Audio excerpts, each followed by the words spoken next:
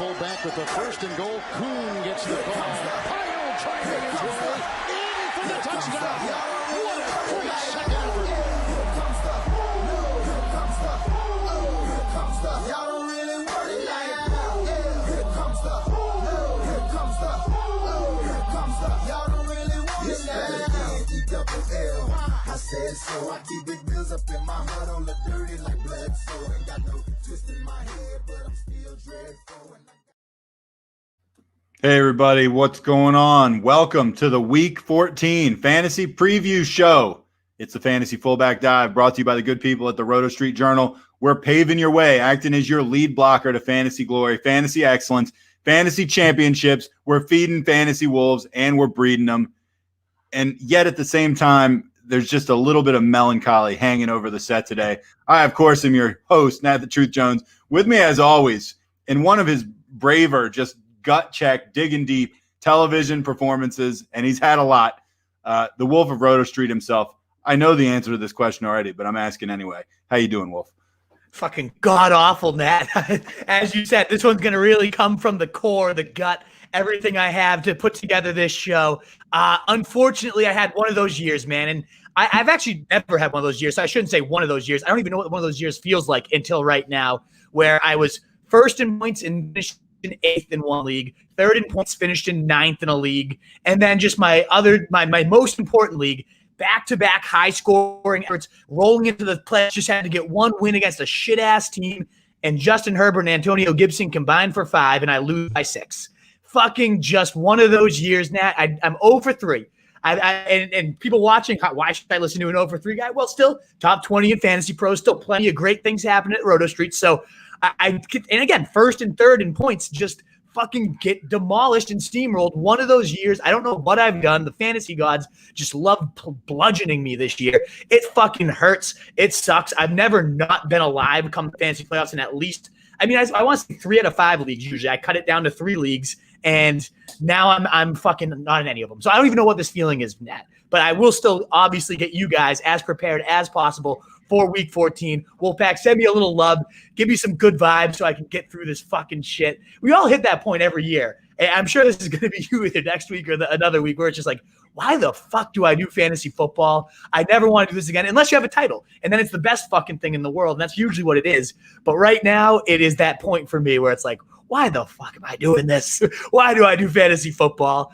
So, Nat, let's fucking get it. I need you to carry me through this one today. I'm going to do my best to carry you. This is a different kind of carrying than I did on Sunday when I was like physically carrying you because you could barely even sit up. But, yeah, this is – I get it. So I did make the playoffs, but it's not as exciting as that. I mean, I limped into the playoffs. Our team – 5 teams make the playoffs in our league. The 4 and the 5 have to play in the first round. I'm the 5. And all the other teams that made the playoffs scored in like the 150 to 170 range. I think I scored like 110. It was brutal. It's been brutal. I've lost 4 of my last 5 games. Man. Oh yeah. It's bad. I mean, it's like, you know, those teams when they go into the playoffs, you're like, yeah, that punk's getting knocked off. Can't wait to play that cream puff. Yeah. Everybody wants to play me. Now, with that said, right now the line on our game, we're both projected to score 143. So we'll see what happens. And I'm going to ask you some questions on this show because these are the most significant starts that I'm going to have all year, and I do want to know what you have to say. All right. Absolutely. Let's get right in. Oh, wait, you know what? Before we get into it, let me kick it to you because I want you to do an ad read for like a great sponsor we've got that's been helping out a bunch of writers at the site. Maybe can help out some of our listeners and viewers too. So let me kick Absolutely. it to you. Thank you for that one. Yeah, helping the writer, helping the Roto Street Journal crew, and everybody out there too. If you want to help us out, hit that thumbs up button regardless of where you're at, YouTube, Facebook, Periscope, all that good stuff will help us get found. But what Nat is alluding to right here is the R coding site, which is awesome. And this summer, Roto World's Hayden Winks tweeted out, a great fantasy mind in himself, by the way, Hayden Winks. But he tweeted out, the fastest way to get hired in this fantasy space is to learn R and post things on Twitter. And he noted how dozens of people had done that and got hired in just the first week of the summer rush alone. But how can someone with little to no coding experience learn this programming language? Introducing Josh Larkey's R course, found on thatrcodingsite.com. Josh, who you can find at JLarkeyTweets on Twitter, has used R to spearhead many analytical projects at thegreatplayerprofiler.com, including their expected points added, injury models, and Breakout Finder app. Forget the monotone lectures from the out-of-touch professors and their meaningless data sets. Everything in his course is centered around football, what we love, and designed for sports fans and complete coding beginners alike. By the end of Josh's 6 to 12-week course, you'll be a freaking genius that will be able to create detailed visualizations, DFS optimizers, run your own predictive models and simulations, and so much more. Tackle one of the fastest ways to get hired full-time in the fantasy space, and who doesn't want to get hired full-time in fantasy, folks? That's why we're grinding over here at the Roto Street Journal. Get hired by us. Learn code by going to thatrcodingsite.com. It's the word that, the letter R, and codingsite.com. Our writers just started, as Nat pointed out, last week, and they only have positive things to say. They met with Josh for one-on-one sessions. It's great stuff so far, Wolfpack. So if you're interested at all in coding, especially coding that could help you get forward in the fantasy football space, check it out, thatrcodingsite.com. All right, let's get right into it. Trainer's Room. We got a packed show tonight. Basically, if you're still watching us right now, like, you're involved. These are important pieces of information. These are important decisions to make. So thanks for hanging around. Like I said, the decisions I'm going to be making are the biggest ones I'm going to have to make, where I have made all year. So you guys are probably still in the same boat. I would love to hear from you in the comments. Let's get right into the Trainer's Room. Jonnu Smith, knee injury. He was limited in Wednesday's practice. Also for Tennessee, A.J. Brown, ankle injury, is practicing. Thoughts on that real quick, Wolf? Actually, A.J. Brown is not practicing, so that one you got to correct. Oh, really? Yeah, that's even more significant. And that one is significant, given that he suffered that ankle injury. So let me just correct that right here. He's not practicing. Sorry, guys. If anybody just listened to the read I did and immediately ran and changed their lineup, I'm sorry. Yes. And the early expectation is he should probably give it a go. This has been somewhat of a routine all year, where he sits out of practice, gets it going by the end of the week. But he did get hurt in the game. He ended up returning. He had 4 for 87. We also just got to watch Corey Davis go nuclear on the other side of him. 11 catches, 12 targets, like 158-yard touchdown. Crazy stats for him. But A.J. Brown, didn't look like he was fully exploding off the line like we're typical from him, breaking through tacklers, knifing through the defense. It wasn't your typical A.J. Brown following that, typical A.J. Brown 50-yard bomb, monster. Then he got rolled up on. It was a non-contact thing, so it looked bad at first, but he did end up returning. My guess is he gives it a go, but and he's facing the Jags. You couldn't ask for a better spot, even if you're hampered, to do some damage. But this is going to be one of my guys I'm a little bit lower on for the week, because one, the Jags are so horrible that they might not have to throw it at all. Derrick Henry might run for 300 fucking yards. I mean, I know you're down on the dump stat, but you do have Derrick Henry against the Jaguars coming in. Like, you might not need anything else to get a W. He's going to steamroll. He's going to be great. A.J. Brown, he's wide receiver 5 in the ECR. I have him down at wide receiver 12, 7 spots below. The ankle injury makes me a little nervous. The matchup should make you feel great, but honestly, it only takes him one play, so he could still go off. He's still in your lineups for the most part if you own him. He's a top 12 receiver. You have to be pretty damn stacked to not have A.J. Brown in there. But I am a little bit skeptical, and this is one to track because they might hold him out given the soft matchup, given that they need to get him fully healthy for their playoff run. Make sure you monitor this one through the week. Jonnu Smith did return. The Jaguars giving up the 5th most points at tight ends, a touchdown nearly every single week to the position. Could be right back in your streaming radar if you own him. It sends Anthony Firkser back to the nothing pile. No need for him at this point if Jonnu is back in there. But those are your Titans. Definitely, and we just thought when they get behind, it's a very explosive passing game, but they're not going to get behind against the Jaguars, so I'm not expecting much from this passing game this week. All right, next up, Josh Jacobs, ankle injury. He remained sidelined at Wednesday's practice. We saw Booker sub for him. He was on my team. I did not start him, but he didn't do much in the Week 13 spot that he got. So what do we think about this? And it was a better spot than he gets this week. The Colts, a tough matchup, bottom 5 in terms of points allowed to running backs. So I don't think we should expect him to do much more. I mean, he was facing the Jets, a layup matchup, giving up the most receptions to running backs. And they rotated out this gross-ass committee. Like, he still definitely saw the majority of the work, but Rashard was involved. Even at the goal line, Rashard was involved, didn't score any. But it was not a clear cut. This is the Booker 3-down horse show, which I think a lot of us, including me, expected. And so you take away that type of role, so the volume isn't going to really be there. The matchup's certainly not going to be there. If you can't get it done against the Jets, you're not going to do it against the Colts. There could always be that like classic post-hype huge blow-up that everybody was on in him. He sucks, so everyone gets off of him, and then he blows up again. I don't buy it, though. I have him at 35, so barely usable flex if you're completely desperate. But you're not in the playoffs if you're this desperate to start Booker. Just keep tracking Jacobs. Maybe he'll be back, but he still hasn't practiced now in 2 weeks straight. I don't expect him back, and I don't expect Booker to be useful at all. All right. Ian Rappaport reported, and so it's true. Antonio Gibson, due to the toe injury, is unlikely to play in Week 14 against the 49ers. Tough for somebody who's been riding Antonio Gibson, or at least using him as a big piece to get there. And now all of a sudden well, not you. Hello. You're out. Doesn't matter. Yep. Yeah, not anymore, right? Yeah, one silver lining to this all. Suffering's over, man. Exactly right. That's true. Like Homer Simpson has a great line one time when he talks about the peace of the grave wistfully. He goes, "Ha, the peace of the grave." That's where you are right now. Right? Nothing can hurt you anymore, man. That's a fair point. Although I will be lying. Like, so many people are like, well, now I'm knocked out. I can just watch football and enjoy it. Fuck that. No, fuck that. No way. Like, it's the worst. I don't even know when I want to watch football. Like, I get my Patriots on Thursday. I might just take a Sunday stroll to the park in the freezing cold weather. Yeah. Who fucking knows? Hey, why not? Is your girlfriend out? Is she out? Yeah. No, she's in. So at least one of us has a. I was going to say you could take a walk with her, but she's probably watching football. Nope, her team's kicking ass. So unlike mine, unfortunately. But yeah, Gibson, obviously, as you said, a crushing blow, helping carrying people to titles. If you survive the injury of Week 14 or Week 13 for him, the week before he had 32. This is not an easy blow to have to absorb. The guy was top 15 in red zone carries, top 12 in carries from the 10. So, I mean, Barber might inherit those, but Barber's fucking, I mean, you love him. I know you're probably horny because Peyton Barber's suddenly getting fucking used, but I have no interest in Peyton Barber. McKissick did see 10 targets, 10 catches against the Steelers, and he's always been the main pass catching guy, but it does just that much more uptick in him. I do like him. We'll talk about him later in running back higher, lower Hail Mary.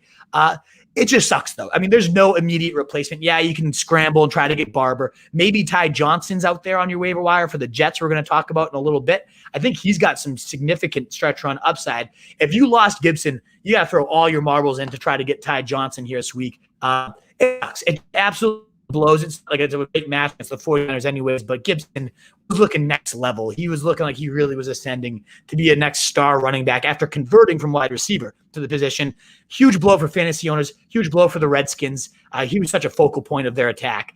It sucks. It just sucks. It's brutal. And I expect this to not just be a Week 14 thing. I mean, toe, as you know, we say hamstrings and toes, the one thing we don't really want to see, given how long they can linger for. Toe being probably the worst of them. It's brutal, absolutely brutal. I don't know that we're going to see him again this year, to be honest. I'll bet we don't. Yeah. All right, let's talk about the COVID Panthers. Curtis Samuel, DJ Moore, both on the reserve COVID list. Great. Yeah. Woo. I mean, if this happens, Robbie Anderson suddenly becomes an absolute target monster. I mean, we talk about baths of targets. Dude would be freaking waterfall, like just whatever. I don't even know what imagery to use because there would be no one else to throw to. I honestly don't even know who their fourth wide receiver is. It would also mean Christian McCaffrey returning from injury, we think we're going to talk about in a quick second here. I mean, if he's playing, or if it's Mike Davis, whoever it ends up being, the running backs would also be heavily involved. Maybe Ian Thomas sees an uptick, but come on, if you're in the fantasy playoffs, you're not considering Ian Thomas. It just would mean Robbie Anderson gets his uptick. Teddy Bridgewater would be much less appealing as a streamer if he does not have two of his most explosive weapons, two of the best yards after the catch guys in the league being used to such perfection right now. It would hurt this whole entire offense to not have them, other than, Robbie Anderson seeing, again, a bath of targets. And also this guy seeing a bath of targets should play. I mean, I know, is this guy, man, I don't even know where to start. Like, what a devastating thing for someone who might have spent $70 on him in an auction, right? Yep. Hypothetically, could you put yourself in someone like that shoes? I wonder. I could probably walk 10,000 miles in those shoes, spend $70 at an auction, drafted him first overall that same night. That's what made me want to draft him in the auction, spend my whole budget on him. And then my only other league, I got to have the number 2 pick. I was like, this is the luckiest fucking year of my life. I never get the top of the draft. So I got Saquon and I got Christian McCaffrey across my leagues. What a year. I fucking love fantasy football, Matt. It's so much fun. Yeah. Especially Christian McCaffrey, who's not even, this quad injury, a new fucking injury that he suffered on his own during a workout now. Let me ask you this, because I mean, we're, whatever, as far as this year goes, bigger picture, would you be hesitant to draft him as high next year? Like, I mean, now that injuries are factored in, I mean, you've now seen him. I mean, we've seen the production when he's healthy. I mean, I know it's a long way away. Is this guy still like just a points machine that you're going number one on next year? Number one, I don't know. It's a great question. I should just make my 2021 big board. I know, you got time. At this point, it's Sunday. Maybe I'll do my 2021 board on Sunday, to be honest. He's going to be top 3, like, at worst. Because, I mean, yes, it's been so frustrating, but he hadn't missed an NFL game before this year. It sucks that he got paid and then all this happens. I don't expect him to be one of those guys, though, like he gets his bag and then he suddenly mails it in. I don't think Christian McCaffrey's made it. I don't think he's going to mail it in. I mean, are you concerned about lingering injuries? Like you said, this quad thing's new. It's new. It's like a new thing every fucking week with the guy. It is concerning that he went from like 100% snap player, so many touches, was a monster. Like those touches do end up coming back and catching up. Is it already happening for him? Maybe. I'll give him, the fact that we've had literally 0 missed games entering this year, and now it's happening. I might just consider this a shitty ass year for McCaffrey. And it's like, okay, give the guy an offseason. He's a workout fucking monster. Like he'll get himself back in shape. He'll be good to go. I'd have a hard time passing up into him anywhere. I mean, maybe honestly, even still number one. When he's played, he's still averaging the most points among running backs per game. It's just a matter of you only got 4 games of it. But he's over 30 PPR fantasy points per game right now. I mean, the guy's insane. And I expect him to fight through this. I expect him to play. And he is maybe only behind Derrick Henry in my rankings, assuming he's good to go, especially with all those injuries at wide receiver. The receiving totals could be insane for McCaffrey, assuming he's in. So, it's a great question. Like, does this give me pause? More pause than entering this year. He seemed like he was literally like, you couldn't go wrong with McCaffrey. There was the ultimate floor, the highest floor and the highest ceiling in the game. There was nothing that could go wrong for him besides maybe an injury that he hadn't suffered ever in his career. And he just suffers a million of them this year. Because I drafted him. As long as I don't draft him next year, he's going to be fucking fine. Don't you worry. All right, let's move on. The Ravens have activated Mark Andrews off the reserve COVID list. I mean, he's a must start, obviously. 100%, and especially this week against Cleveland, giving up the most points to tight ends. Actually, that might be the Jets now that Darren Waller literally whipped it out and fucking wheelhoused it and slapped him in the face 8 different times. He was catching balls like using his dick as like a lasso. Exactly. It was insane. It was absolutely unbelievable that you got that from your tight end. 50 points in my league because you get a bonus for the 200 yards. Just insane from a tight end. 50 points. Ridiculous edge. But Andrews could do something similar against Cleveland. Maybe not 50 points. There's certainly not going to be that much aerial pie ever available in a Ravens attack. I bet you he has a patented 2-touchdown day now that he's activated. There's only Travis Kelce and Darren Waller above him. He's my number 3 tight end for the week. The matchup's there. Lamar looks like he's cooking again after that Tuesday night football. I mean, this year, what the fuck is 2020 at this point? I think Mark Andrews, obviously a must start if you own him. And my number 3 tight end, I think he's going to smash this week. All right. Justin Jackson, knee IR, returned to practice Wednesday. I don't even really want to talk about it. I don't care. I don't either. But the only reason I bring it up is if something happens to Eckler, he's been by far the most impressive of the backs behind him. I know Kalen Ballage had his brief moment in the sun. Josh Kelly just blows. There's nothing to do with him. So of the guy that like you sit there on the waiver wire and like, who could end up becoming a guy everyone starts scrambling for? Justin Jackson might become that if the injury imp hits Eckler again. So just in case you have, Eckler and you want to handcuff him or bench stash, and you're like, all right, let's stash running back, come into some serious value. Jackson still has lingering upside if anything does ever happen to Eckler. So maybe a stash for the bench trash that you just need to cut. A decent handcuff is all that really amounts to. Fine. That's all the airtime I want to give him. Daniel Jones, hamstring injury, was limited in Wednesday's practice. He is expected to play in Week 14 for the surprisingly kind of surging Giants, huh?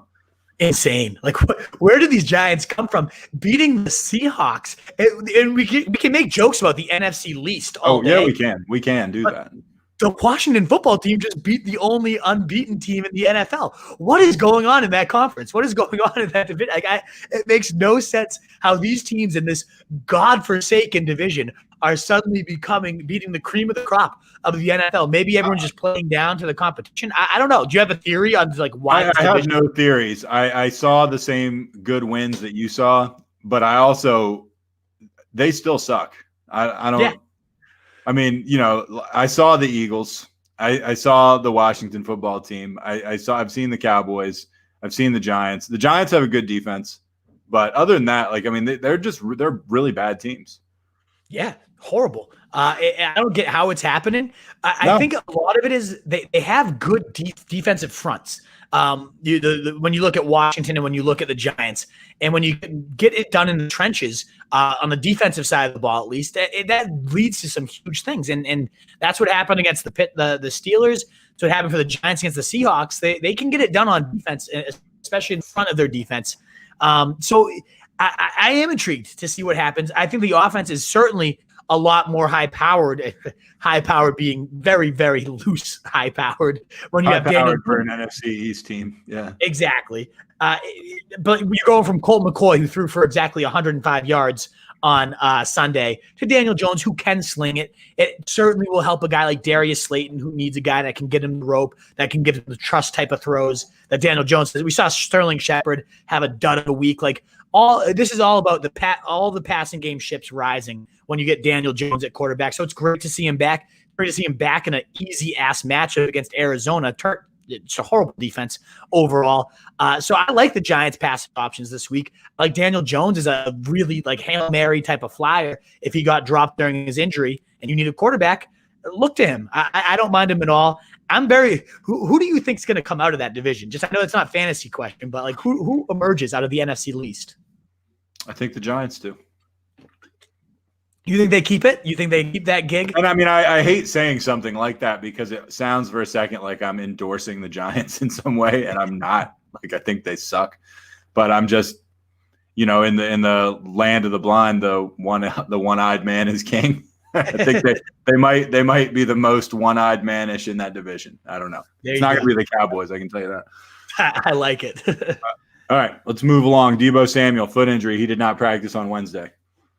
And somewhat note, but that happened last week. There's a lot of maintenance that's going on with him. They know he's such a clear focal point of this offense, or at least I fucking thought he was until Monday night. He got a nice 10 points, but it really was Gibson that killed me. Regardless of my fantasy woes, I don't want to bring that into the analysis here. Debo looks as good as ever. I mean, I watched that game. When you have a fantasy player in a game, and you just zoom in on him and you just watch everything he does, every single snap. We all do it. I did that to Debo this last week. I do it with DK. Yep. And that's what better person to just watch fucking tear up an NFL field. I mean, good Lord, DK. But Debo's amazing too. He really is. He's a lot to forget that he was among the best of this ridiculous sophomore class last year. He put up some of the best stats of any of them, and he's looking so dangerous after the catch still, as we all know. But his routes, he can really cook. I thought he was wide open all night. I was screaming for Nick Mullins to hit him. He just wasn't looking his way. Usually Nick Mullins so precise and accurate. Yeah, just sailing it everywhere, all over the fucking field, useless. And that's the one thing that sucks with Debo is you're tied to Nick Mullins, who can't make a goddamn throw. But he is so good after the catch. He's just runs wide open so often. You got to just hope Mullins starts seeing him. It obviously went down from the 13 targets with Ayuk on the field. Ayuk's a great player too, so he also got a ton of work as well, deservedly so. So it's interesting to see how these two work out. They're facing, the Washington football team this week, the second least points, 2 wide receivers. But Debo's the type of guy that is kind of matchup proof in the way that he's not used like your typical receiver. He's motioning, he's getting jet screens and sweeps and all that good stuff. So I like Debo. I imagine it's just a maintenance thing for him. He looked fully healthy, and they're just recognizing how big of a part of the offense he is. Let's not overwork him in practice. Let's get this guy healthy so we can pepper him during the game. I'm +5 ECR on him. I'm big into Debo Samuel each and every week. I think the guy's a monster. All right. Speaking on Wednesday, Zach Taylor ruled Joe Mixon, who had been on the IR with a foot injury out for week 14, but stated, and this is a direct quote, there's a possibility that he plays again this season. Other things there are a possibility of. Here's one of my favorite things that is a possibility.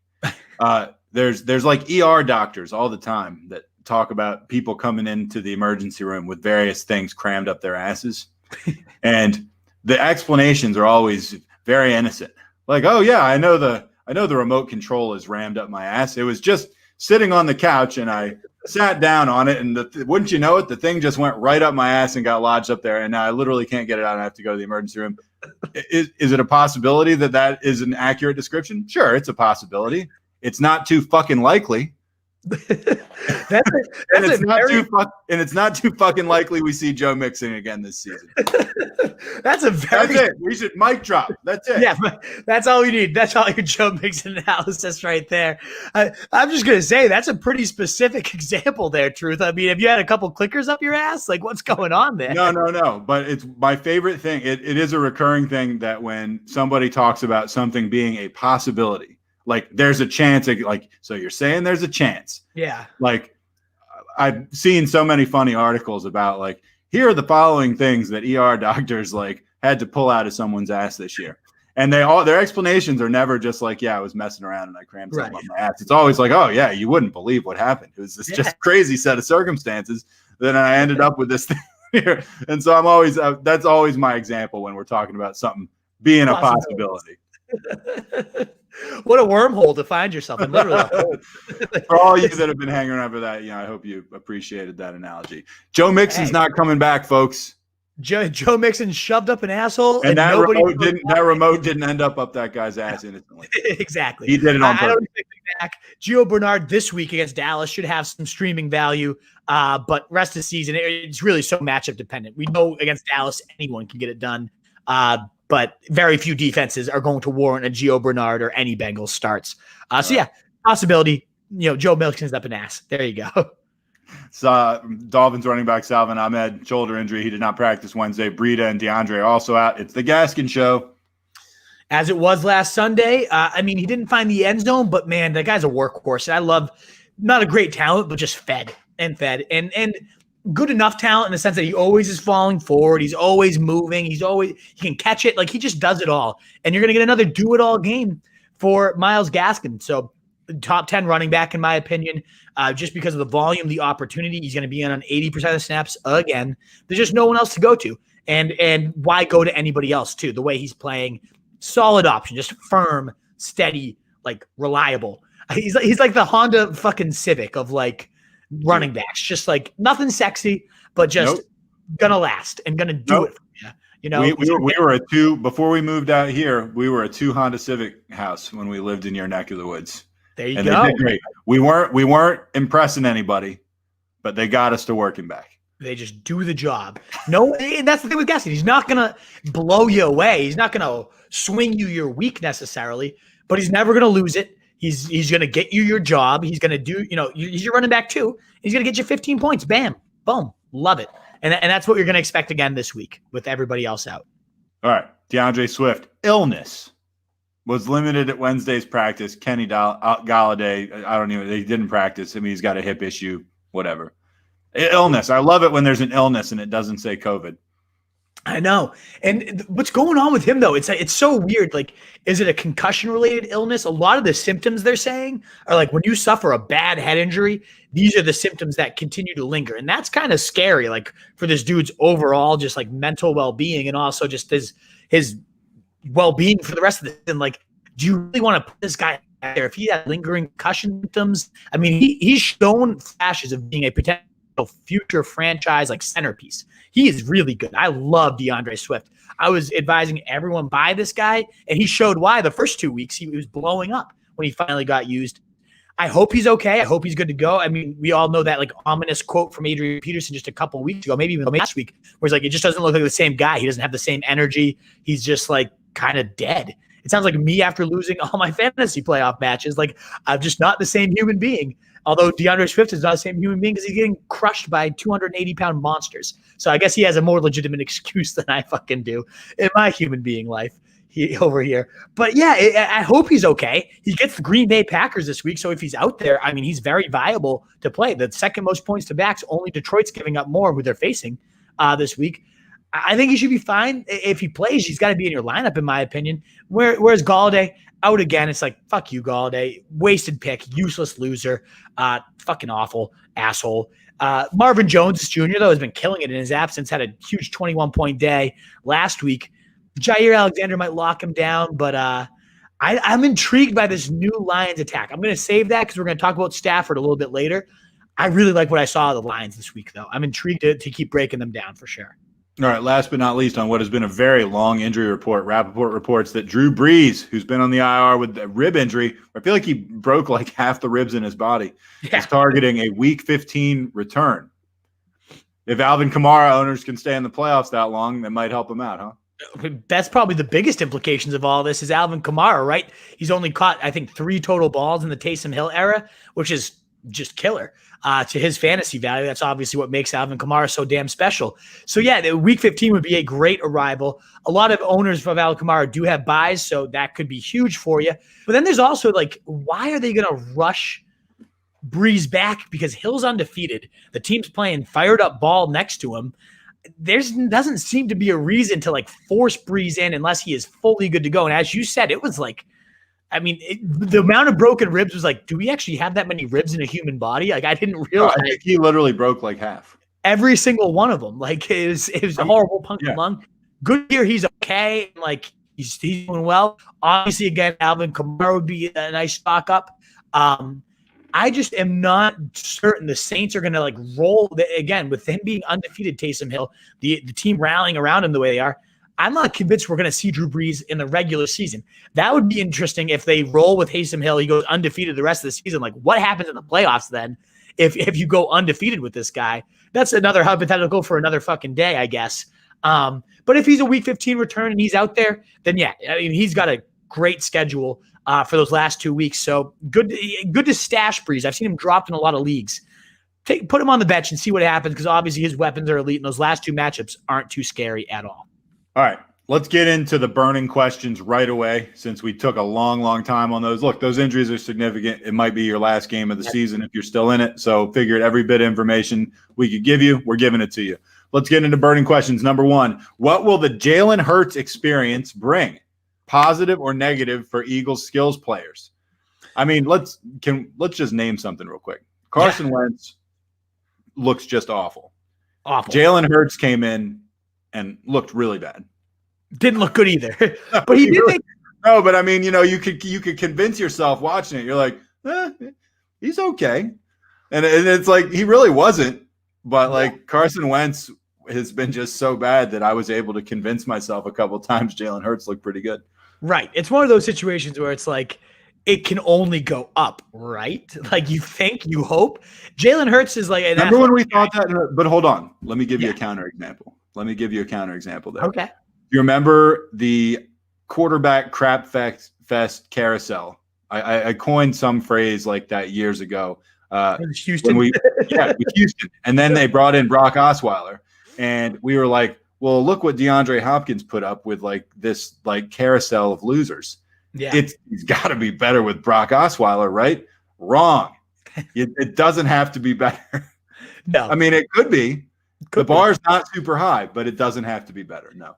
And I think that's a good point is for fantasy purposes for Jalen Hurts himself, the quarterback position in the Eagles, I am more excited than I would have ever been to have to start Carson Wentz. So the dude's only 1% owned. Like I think he's up to like 5% now with people that can get early ads in. Ultimately, if you need a 2 QB stream or anything of that nature, I actually am pretty intrigued by Jalen Hurts, mostly because of the rushing upside. The dude had, almost 30 yards and just over a quarter of play. He's athletic. He can move in the pocket and he can scramble. And we've seen Taysom Hill. He's the quarterback 3 in fantasy over his last 3 starts. Only 2 other quarterbacks have scored more points than Taysom Hill since he became the starter.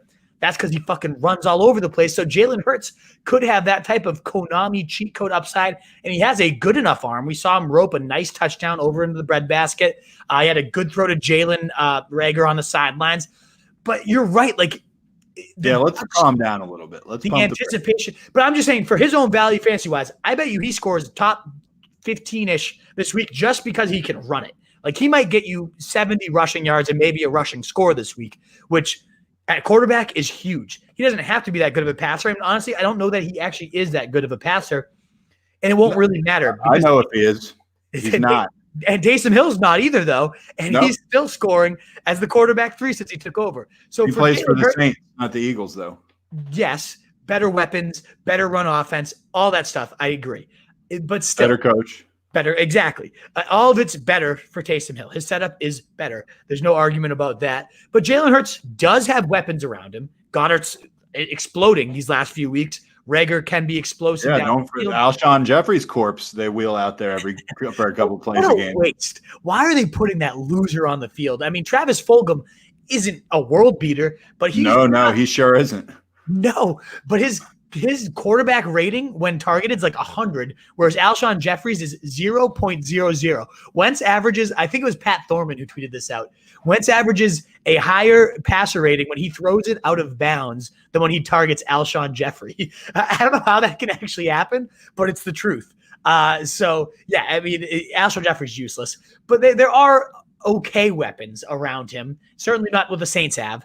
I'm just intrigued because of the rushing upside. That's really what this all boils down to. The Konami upside is very real. So if you are desperate for a 2-quarterback streamer or your quarterback is crap and you somehow are in the playoffs, I think Jalen Hurts is well worth a long look for that sense. I do think the skill positions, especially the tight ends that are just those nice touch throws and over the middle like Goddard, I still hope can get it done. I am nervous for those the throws that Wentz can make. They might not be there for Jalen Hurts. So we will see. And it's a tough ask. The first game, the Saints defense is rolling right now. But it is definitely at least one of the most burning things to watch is how does this dude fare in his first true NFL start and what type of offense do they craft around him? Very intrigued. All right, fine. All right, we're moving on to question 2. Have the Ravens returned to a 3-headed nightmare or were they just easing Dobbins back in? Yeah. The snap count was not encouraging. Not at all. 21 for Dobbins, 18 for Gus, 11 for Mark Ingram. And why not just Hill 6 more? Just disgusting. Back to the 3-headed nightmare that has made nobody particularly usable. Now, we did get 101 yards out of Edwards. We got 71 in a touchdown out of Dobbins. We had useful performances, but let's remember this was against the Dallas Cowboys.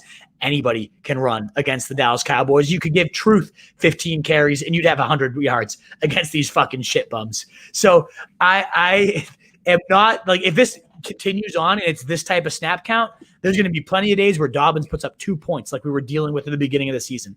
My hope is they were just easing him in. I'm not going to start Dobbins this week. I'm bumping him down in my rankings. I had him high in the chance that we were going to see him get, peppered last night. He did not. I'm going to put him below a lot of people because this is a risk. You cannot, in your fantasy playoffs, trust a Ravens running back because if it is the 3-headed nightmare, the Browns do one thing good on defense. That's stop the run. They are horrible against the pass. Is the definition of a pass funnel defense. And I imagine that Lamar is going to be taking to the air and running it more himself than anything. So I'm not trusting Dobbins. I would love to see this week, can we trust him moving forward? So it's definitely a question to watch. But no, this was not an encouraging game by any means this last week. All right. Question number 3 of the burning variety. Is Cam Akers the official workhorse for the Rams? It sure looked like it last week. 21 of the 28 carries, 72 yards and a score. 7 of his carries coming inside the 10-yard line. I mean, he should have had multiple touchdowns with the work he was getting. 52 snaps compared to 17 for Darrell Henderson and 13 for Malcolm Brown. That's a workhorse. That's the definition of a workhorse. Now he's getting the Patriots who aren't really that good on run D. Like their points allowed are like middle of the pack, but I think they're 27th in terms of rushing yards allowed. They took some big hits with opt-outs on COVID in terms of the run D. I think Akers, we'll find out tomorrow night, Thursday Night Football. Is this guy going to be the horse? And I think the answer to that question is going to be yes. And I think stretch run wise, he's going to be a beast. Of course, he goes in that like Corey Davis pile for me where I paid a ton in my auction for him. Didn't get anything of him whenever I started him. Cut him. Last week, my opponent picked him up, played him against me. He had a nice like 16 points. And again, I lost by fucking 8. So I fucking hate Cam Akers forever. I think he's a fucking asshole for all those reasons. But those reasons are also going to lead to him to be a pretty good fantasy player down the stretch, as I think we're going to all realize tomorrow night. All right. Will Matt Stafford continue surging with Jabba the Hutt Patricia gone? Just going to Star Wars geek out for you for a second. Hutt is spelled with 2 T's in the Star Wars universe. But anyway, go ahead. Sorry about that one. My fault, Truth. I did not mean to offend you, and you fucking Star Wars. Well, actually, Jabba the Hutt is spelled with 2 T's. Yeah, double that T up. May the force be with you. Yeah. Fucking asshole. But yeah, I mean, Stafford lit it up this last weekend. 402 yards, season high, 3 touchdowns, highest yards per attempt, 9.6 per attempt.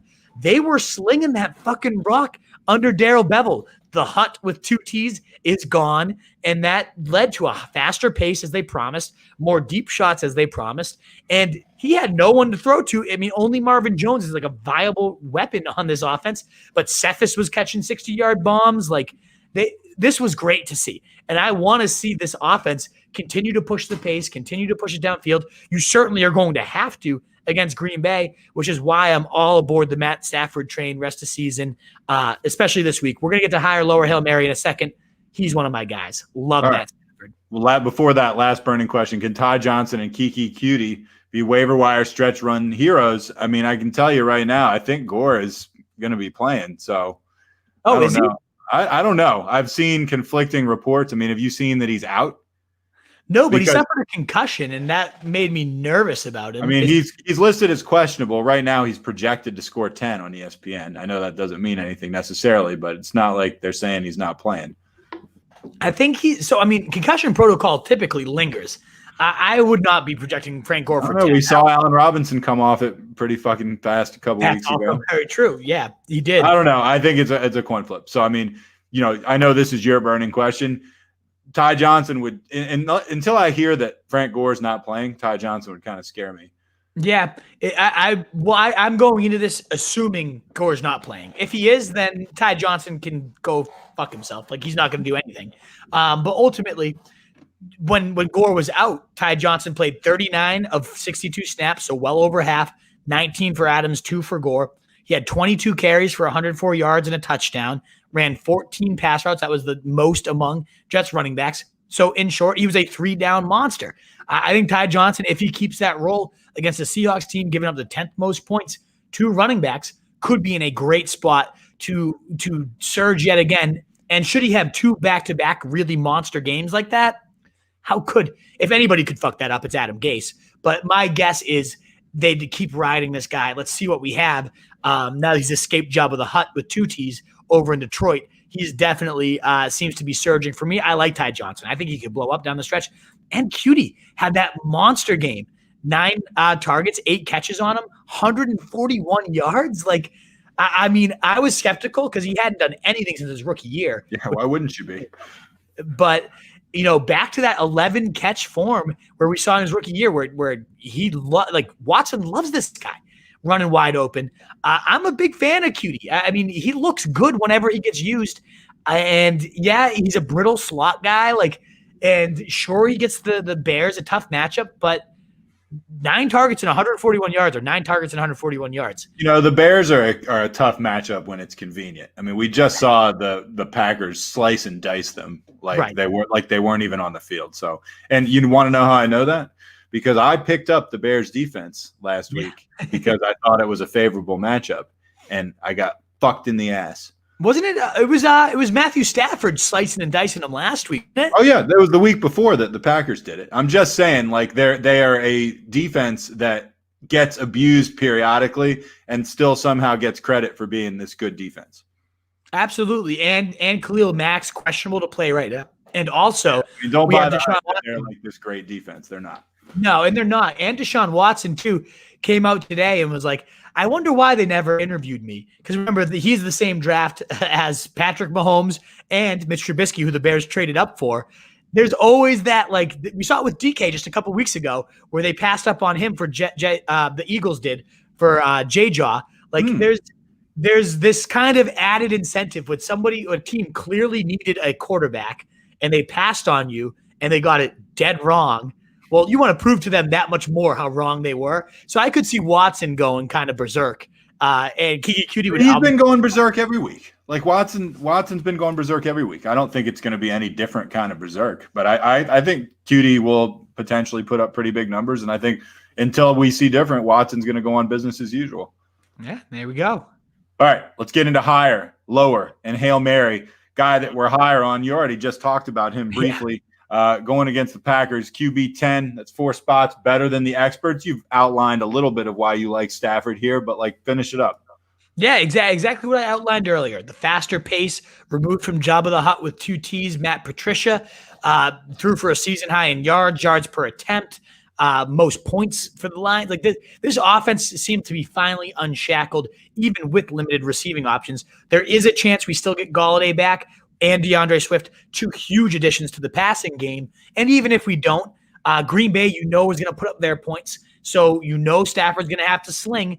And Bevel seems smart enough that he's going to sling at a very fast pace and at a very deep pace, too. So I love him in this matchup in comeback mode all day. Give me Matthew Stafford chucking that rock on the field for another 400-yard, 2 to 3 touchdown day. I'm all about it, Matty Staffs.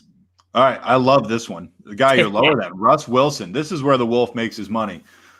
He's going against the Jets. Wolf's got him as his QB 7. That's 6 spots below the experts. That's right. Do the math. The experts have got this guy number 1. The Wolf's saying, nope, number 7. That's significant. Explain that one. Walk us through this. This could be a huge, huge piece of information. Yeah, and I mean, honestly, this is one that could just also blow the fuck up in my face. Like, could Russ chuck 6 touchdowns against the Jets? Of course, anybody can fucking do that. There's no doubt he could have himself a monster day. That's not out of the realm of possibilities. But this is one of those ones where, similar to Tannehill and A.J. Brown and some of these guys I'm also a little bit lower on, the easy matchup might work out against Russ because they're going to put the points up early. And I think they're going to, we've seen the Seahawks team go from let Russ cook. I mean, he had 3 or more touchdowns in every game but one. It was like the fantasy MVP for the first, 6, 7, 8 games of the season, maybe. The best, literally the best player in fantasy, and he was untouchable. He didn't score less than 22 points. And then for whatever reason, I think it's more so because Jamal Adams is back. The defense is getting a little bit back in shape. They've gone right back to let's pound it. Let's bleed clock. Let's fucking get in, smash a team out without really having to do anything fancy. And since then, and that switch happened right around week 7 or so. We had a game, it was right around week 9 rather. Because again, Russell had 4 touchdowns against San Fran and 3 against Buffalo. After that, he had 0 touchdowns against LA, 2 against Arizona, but only 197 yards, 1 against Philly, 1 against the Giants. He's been the quarterback 20. He's been the quarterback 19, 12, 19, and 21. So he hasn't even sniffed the top 5, let alone the top 10 in 4 straight weeks. And it's very clear just watching a Seahawks game that they're just bleeding clock and being disgusting. So he makes me nervous. Could he smash against the Jets? Of course. But he also had a green matchup against Arizona. He also had a green matchup against Philly where he only put up 19. And the Giants weren't anything threatening. He put up 16. As good as Russell Wilson is, this is nothing against Russell Wilson, the talent. Unbelievable. Probably the best quarterback outside of Mahomes in the NFL. He should be able to destroy and dismantle the Jets for the number 1 quarterback points, but the system and scheme are not there to that. The huge lead is going to mean they're just going to bleed the clock the rest of the day. They should have no problem stopping the Jets on defense. So I don't see any type of script where it was before what was leading to so many points was the other team was putting up their points against the Seahawks, and he had to just keep slinging. That's not going to happen against the Jets. So I think it's too easy of a matchup, and that's why instead of being quarterback 1, I have him towards number 10 or so. That's how I feel about him. I don't know. Am I psycho, Nat? What do you think? I can't tell. I would be scared to have Wilson number 1. I can tell you that. And I love watching the Seahawks, and I am a Wilson fan. I'm a Metcalf owner. I know the Jets are what they are. It's been so inconsistent lately, and I've seen not just inconsistent, but I've just seen bad decisions that I'm not used to seeing from him. I mean, this could just be kind of like a weak spell that he's going through. I don't know. I have no idea if you're right or not. I think it's a gutsy call. I see why you're making it. And of course he's going to throw for 6 touchdowns and 5. Exactly. As soon as I go anyway, low, this is what the Wolf says. We'll see what happens. I'm going to be watching a little closer because I know this pick from you. All right, Hail Mary, Trubisky. You know this guy got picked over Mahomes and Watson. So your guy again going against Houston, 13% owned. Yeah, I love this guy as a Hail Mary every week. The schedule's there. The upside is there. Is he the end of the season, Ryan Fitzpatrick? He could be. I mean, last week it didn't get done. I liked him as a Hail Mary last week. He had Detroit. It should have got done, and it didn't. He still threw for 267. He still put a touchdown up, but that was it. 13 points. Usually you get multiple scores, some rushing yards to go with it. He had 6 rushing yards last week. We haven't seen that unleashed like Trubisky running quarterback in quite some time. I think Houston could be a great spot. They're giving up the most rushing yards per game to everybody. It's a very weak defense in that sense. They're down their top corner and Bradley Roby because of PEDs. I think this is a week where we see Trubisky sling for 2 to 3 touchdowns, right around 270 yards or so, because I do think Watson could, on the other end, again, show like you drafted this fucker over me.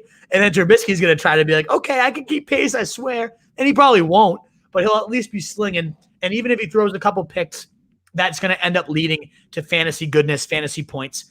So I'm into Trubisky. I think he's a great Hail Mary at only 13% owned. I'm trying to think of like who I'd rather have, him or Jalen Hurts as my quarterback too. Trubisky. I think I'd rather have Trubisky in there. I'd rather have Trubisky. Let me ask you a question before we go on to running backs. Yeah. If you saw Trubisky in the bar and you were trying to pick him up, like what's he look like? What's he like? Fuck, that's a good one. Like, I know. It came to me. I was like, I wonder what Trubisky would look like sitting at the bar. Sitting at the bar. What is Trubisky? What type of pickup is he? I mean, again, it's like it's one of those. It's like the most erratic pickup of all time. Like it could be the best night of your life. It's one of those ones we've talked about, right? Like it's. I feel like he wouldn't necessarily be the type that at the end of the night you might get your tires slashed, but it's like you might find yourself at some point like you think you're gonna have a good time, and then you just find like he's just like crying for like 2 hours for no reason, and you don't know why. You know what I mean? And you're like, hey, it's all right. And then you're just like, why the hell did I bring this guy home? You know what I mean? Like I'm stuck with this guy now. Doesn't he seem more that type than like the tire slashing type? Yep. I could see that totally. Right. Exactly. Not a psycho in that sense, but certainly. But you might not have a good time. Tell you all about like his most recent family losses of the last 10 years. Yeah. And you're up till 3 in the morning listening to it. Yup. Oh, I'm so sorry.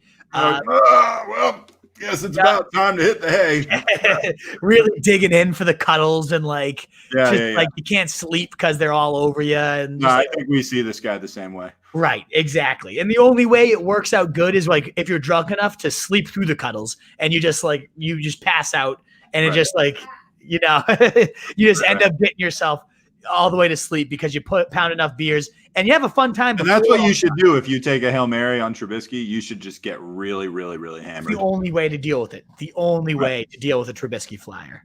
All right. Good answer, as usual, on those. You usually hit it out of the park on those things. All right. Running back for higher on. We got a long banner here to read. J.D. McKissick at San Francisco. You got him as your RB24. That's 4 higher than the experts. Gurley against the Chargers, 27. That's 8 higher than the experts. Connor at Buffalo, 19. That's 10 higher than the experts. But then there's also, an injury factor maybe?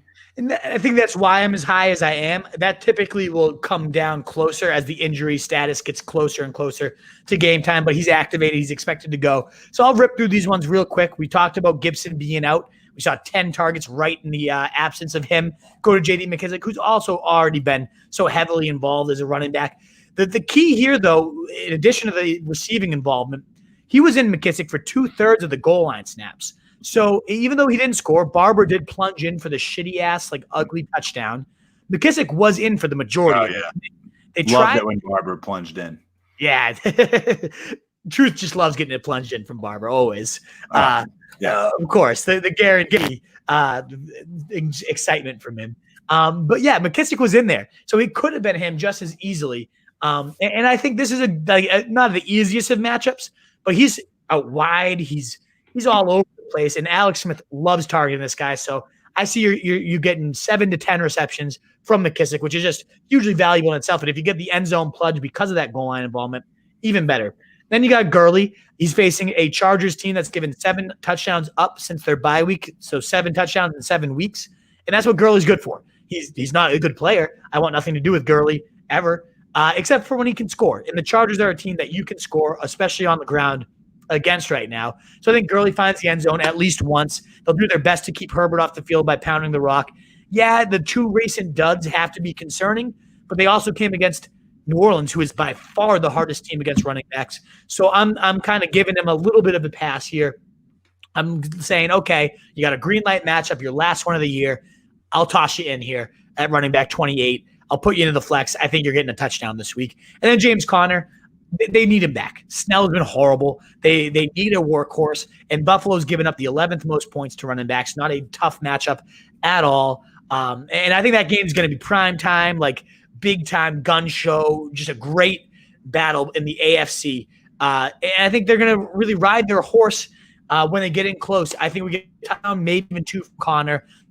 Pretty disappointing run game as a whole.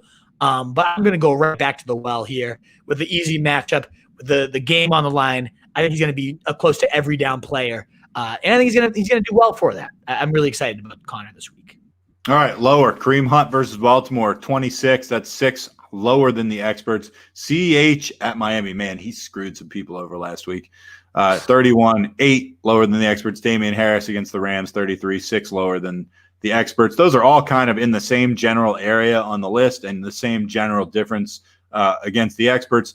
All guys going against potentially pretty good defenses. Maybe Miami not on the level of the other 2, but CEH also just a huge question mark in general right now. Absolutely. I mean, that's yet one. CEH just didn't play last week. And then you look at like after he made sure that we all knew he could play. Could have played. Right, exactly. That was such a kick in the ass. That was directed directly at fantasy owners. Oh, 100%. Right, like active, but just doesn't play. Fuck you, Andy Reid. And like I'm bitching about my fantasy loss, but my buddy Twan. I don't know if you've met Coach Twan before. Also in my league, has the most titles alongside me. Big owner, great player. I think he has the 3rd most points in the league this year. But he's been getting pretty fucked in that league. And he lost by 4 and had Clyde Edwards-Helaire get that goose egg for him on Sunday night. Just disgusting. Terrible stuff. And even like if he was an every down snap player, Le'Veon Bell was last weekend. He got 6 points. Like this is just an offense that wants nothing to do with the running back right now. They draft a running back in round 1, and they don't use him like a typical Reed workhorse. I guess that's what happens when you have Mahomes at quarterback. You just do everything in his hands, and who could blame him? Mahomes is fucking God. So I don't expect any from the running backs here, whether Helaire plays or not. He will not touch my lineup. I don't know how he's ranked as an RB2 by anybody at this point. Kareem Hunt, over his last 3, running back 29, running back 34, running back 33, 9, 6, and 7 half PPR points. Has exactly the one thing that was booming his value was his receptions. 1, 0, and 3 over his last 3 games. And that's against Jacksonville and Tennessee in his last 2. Cakewalk matchups. How could Hunt ever be in your fucking lineups at this point? I have no interest in him. Chubb is the guy, and Baltimore is a brutal matchup as it is. So don't even consider Hunt. Get him the fuck off your radar.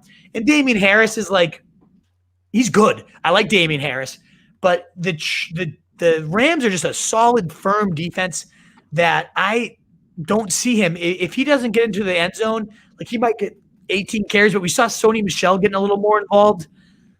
I don't see any reason to use a Patriots running back against a good Rams defense at all. They're too inconsistent. Nope. And Cam is the goal line back. Two rushing touchdowns last week.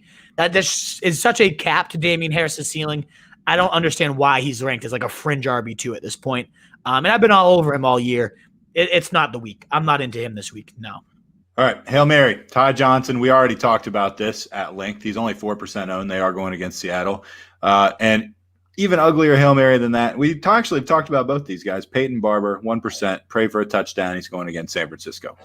Exactly. And that's really it. We talked about Todd Johnson, but just to reiterate, the every down back, essentially, once Gore went out, most pass routes run, 22 carries, over 100 yards and a score. I mean, the guy could be a feature back in a juicy matchup against the Seahawks, and he's only 4% owned. Go get him if you need a running back. No doubt about it. If you miss out on him, then I guess Peyton Barber is your next best bet because as we talked about, Gibson had the the 12th most carries from within the 10-yard line, the 15th most from in the red zone. They like to pound it when they get in there close, and Smith sucks, but he can get them in there a decent amount. So even against San Fran, a tougher matchup, but we just saw the Bills dismantle that defense. I like Barber to be a decent bet to find the end zone. So this is, again, just if you lost Gibson, if you need one of these guys in your playoffs, you're probably fucked anyways. But if you lost Gibson and that's why you're fucked, go for Johnson first, go for Barber next, and just pray for a touchdown from either of them. That's really it for the running back Hail Marys. The pickings, they are slim. Yes. All right. Wide receiver, Deontay Johnson, wide receiver 14. That's 6 spots higher than the experts. Jameson Crowder playing at Seattle, wide receiver 27. That's 13 spots above the experts. That's a pretty big discrepancy. Yeah, Crowder more so. I can't believe how much higher I am on him compared to the experts. I don't know why they're low on him. But Deontay, just to reiterate with him, any game he's made it through, the full game, he's seen 10 or more targets. That's just insane. I think it's probably the most targets per full games. It doesn't work out that way because he's gotten hurt in a couple first quarters. And so he has a couple games with 2 and 1 target. So we can't see a 3-target game when he got hurt early on. He's got 3 duds on his resume because of that. Every other time he's been a top 25 receiver or better, which is just crazy for PPR. And the fact that he's ranked, outside your typical 25 top receivers or top 20, I guess he's number 20 in rankings. He should be considered an every week wide receiver 1, in my opinion. He's got it done against tough matchups. He's got it done against the easy matchups. And Buffalo's right in the middle of the road. So I love Deontay Johnson. I love the volume he sees. And I don't think he'll get a ton of Tre'Davious White because he moves all over the formation. So I love Deontay all day. And then Crowder, the easiest matchup for wide receivers against the Seahawks, the most points given up to them. Every time he's gotten it done with Darnold, he's been week 1, wide receiver 8, week 4, wide receiver 20. He had 1 dud, the wide receiver 67, then was the wide receiver 7 last week with 2 touchdowns. He averages 17.4 fantasy points with Darnold as his quarterback. That would be the wide receiver. Let me just double check my list here. Wide receiver 7, right above Justin Jefferson on the season. Only 6 receivers average more points than Crowder does when he has Sam Darnold at quarterback. And now you're giving him the easiest matchup of all, and you're telling me he's the wide receiver 40? Come on. He's got to be in your lineups. I love Jamison Crowder this week for sure. All right. Lower. Terry McLaurin playing against San Francisco at San Francisco. Wide receiver 23rd for you. You've got him 7 spots lower than the experts. Devonte Parker going against the Chiefs. You got him at 31, also 7 spots below the experts. Yeah, Alex Smith, the quarterback, has just been horrendous for Terry McLaurin's value. He had that 1 good game against the Giants after the bye, and since then, 14 points, okay, wide receiver 19, decent. But then 11 points, wide receiver 32, 13, wide receiver 26, and then 2 points last week, wide receiver 89. And those all came against bottom 10 defenses against receivers. So he had the matchup, he had the L lined up, and didn't get it done. Now San Fran, not like crazy threatening to wide receivers, but middle of the pack. So a hard matchup. Alex Smith just doesn't get it done with McLaurin. He doesn't sling it to him at all deep. He doesn't do it in the red zone. It's true. Not even McLaurin. I'm so nervous for his rest of season value because of Alex Smith's ass. And then Devonte Parker, same idea. Tua instead of Devonte Parker getting Ryan Fitzmagic. We know how good he is with Fitzmagic, but with Tua, in the 8 games with Ryan Fitzmagic, he averages this year nearly 15 points per game. In the 4 games with Tua for a full game, he has 8 points per game. Literally almost double the points when he has Fitzmagic versus Tua. A lot of it's targets, a lot of it's the quality of those targets, just slinging it deep. He's only had 1 double-digit game. If he had 50 points against Denver, all the rest 7, 4, and 6 with Tua. So 1 for 6 right now in double-digit point games with Tua. That's not something I'm going to bet against, especially against a good Kansas City secondary, no matter how much they're going to have to throw. Not into it. Not into Parker ever without Fitzmagic. All right, Hail Mary, Kiki Cutie. I'd be surprised if he's around in too many situations. They have him owned at 27% right now. Clear number 1 target in Houston. If you can get him, sure. But a better Hail Mary from the Wolf, Gabriel Davis versus Pittsburgh. He's 5% owned. He had a pretty big game last week. I actually went against him. He scored, 18, 19 PPR points. That wasn't why I lost. My team was so bad I would have lost anyway, but it was still kind of a nice kick in the crotch. Right. Why not? Gabriel Davis just boot you while you're down. Some fucking nobody. The dude has, as you said, though, 15 and 14 half PPR points. PPR points, he's 18. Like, the guy has been great since John Brown got out. He's the deep threat. He's kind of like Cole Beasley's obviously the number 2. Diggs is the number 1. But this offense can feed plenty of mouths. Pittsburgh's going to put up points. Like, this is a big divisional game. And even if Pittsburgh has this vaunted defensive reputation against wide receivers, they're giving up the 10th most points on the season, and they're locking down number 1s decently well. 2s are putting up a pretty good amount, and then wide receiver 3s are crushing the Steelers. Well, that's exactly what Gabriel Davis is, and I think he continues this streak. Wide receiver 16 and 21 across his last 2 weeks, and he's ranked in the wide receiver 50s. I love Gabriel Davis this week. I think he blows up. And then QT, though, obviously a more viable Hail Mary if he's out there at 27% owned. As we already said, 9 targets, 8 catches, 140 yards. Chicago, overrated on defense and might be without Khalil Mack, which only helps Deshaun Watson. So, yeah, I think both those guys, if they're out there in your waiver wire and you need a receiver, both make great plays this week. All right, tight ends. Higher on Dallas Goedert against New Orleans. You got him as your 7. That's 3 spots above the experts. I hope you're right. I got him. And I don't know that I will be. I'm pretty nervous about this one because Jalen Hurts, it's like, how did this offense respond? We don't know. Like, is it going to be accurate? Is he going to get it to them over the middle? Again, we don't know. But Goddard has 16, 17, and 9 in his last 3 games, and he's been one of the more reliable tight ends that you could ask for. So I think Goddard should be okay. I can't rank him outside my top 10 like the experts are right now just because of how good he has been as a player. Hurts is going to find someone to lock on. This is me betting that it is Goddard here. So I'm just saying you can't bench Goddard. He's been too good to you. You can't bench Goddard at this point. Gronk, he's the guy you're lower on going against Minnesota as your tight end 11, 5 spots lower than the experts have him. And there's not I don't have a great reason for it. Other than he's been just boom or bust lately. 1 point, 12 points, 4 points, 14 points in his last 4. I think Minnesota is just so bad against receivers that we're going to have a bonanza from Mike Evans, from Godwin, from Antonio Brown even. And there's just too many mouths. Maybe they can feed all 4 of these guys. We've seen it happen. They have in the past a couple times. Exactly. We have definitely seen it happen. Carolina being the most recent example where all of them got theirs. But this is me saying I think the receivers go crazy, and it just is not enough for Gronk. All it takes is one big play down the seam, and he just makes me look like a fool for this. There's not a great reason. And if you have Gronk, you're probably not benching him. But I think this is, alternating on and off weeks.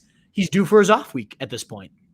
All right, last one. Hail Mary. Cole Kmet versus Houston. He's 1% owned. Intriguing? Yeah. Not really. You have to be pretty damn desperate to go Mic drop this week. But he's taken over the full down role for Jimmy Graham. And, Jimmy Graham had some decent days as the full down tight end in Chicago. He was like the tight end. You mean like 9 years ago? No, even this year, I'm telling you, he was like the tight end 7 through, I think, 5 or 6 weeks of the season. And this offense. Yeah. The tight end 7, I saw a stat. If you're the tight end 7, it meant you were like a 1.5 better than like the tight end 20. Yeah, probably. He had some moments, but come on. And that's really it. Is he's had moments, and that's because Nagy does come from the Reed tree. We've seen what that means for Kelsey. Like, obviously, you need a talent like Kelsey to be able to pull that off. Well, Kmet was the highest ranked tight end by all DraftNix this year. Rookie tight ends typically come along slowly, but it seems like he has officially emerged. Played 54 snaps compared to 34 for Jimmy Graham.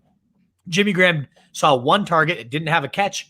And Cole Kmet had 7 targets, 5 receptions, 37 yards, and a TD. I mean, he's an athletic guy, big body, and Trubisky seems to like this guy. Since Trubisky's taken over, we've seen Kmet's role continue to rise. It seems like they're trying to play like, what do we have in our rookie? Let's get him involved. Let's see how he responds.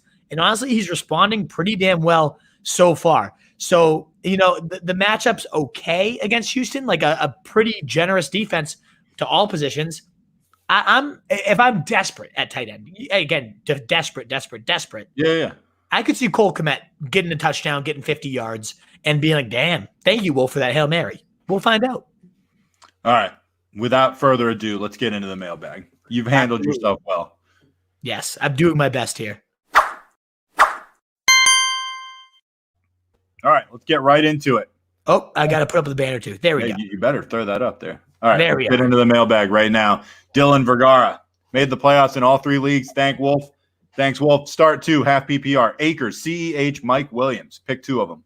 Dylan, so pumped to hear it. At least I'm going to live through all of you guys vicariously because that's you got that going for you. You have that going for you. You actually, we talk about like coaching trees and stuff in the NFL. There's a wolf tree.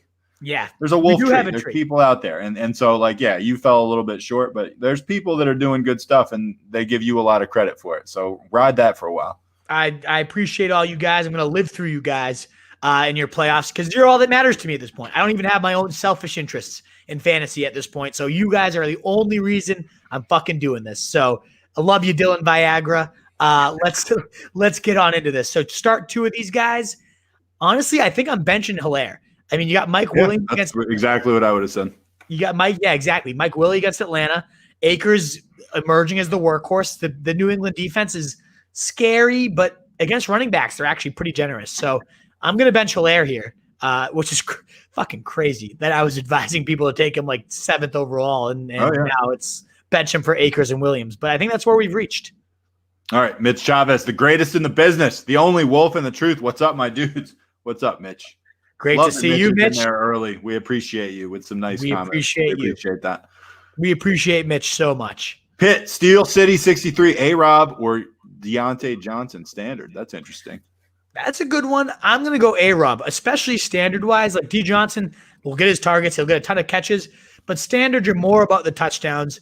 And that's where A-Rob, he's going to get you your receptions and catches, but also a great threat in the red zone. Against Houston down their top cornerback, I fucking love it. So give me A-Rob for sure. Wolfpack, I should have said this before, but if you are tuned in here and you want your questions answered, please give us or consider at least that thumbs up button, Facebook, YouTube, Periscope.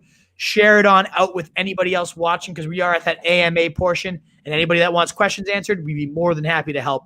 So please share it out if you consider that, or at least give us that thumbs up and let us get out to more people. We greatly appreciate it. And now back to your questions. All right. Ilias Giftopoulos, Alvin Kamara or Montgomery. Wow.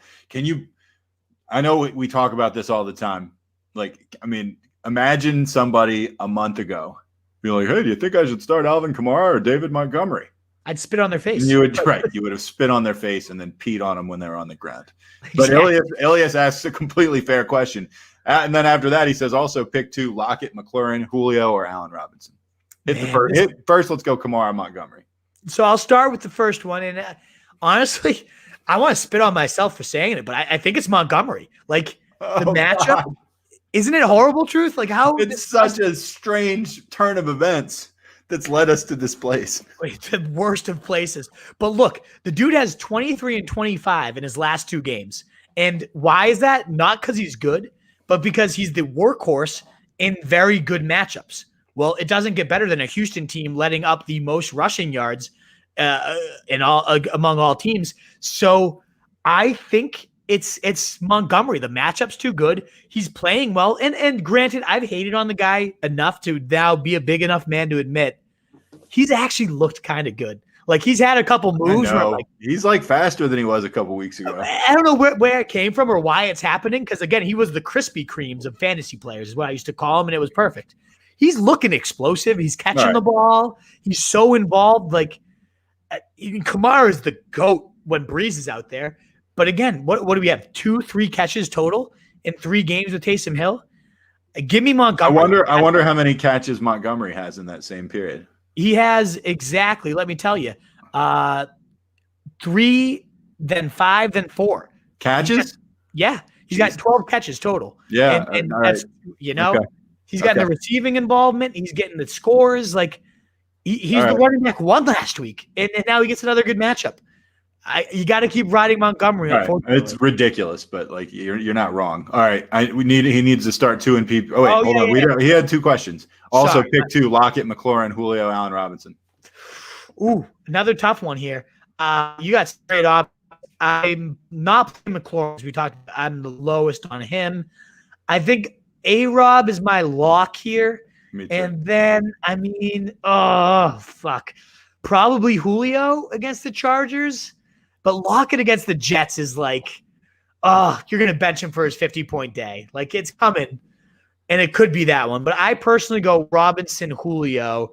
What about you, Truth? I also go Robinson, Julio, and I have the same misgivings about Lockett.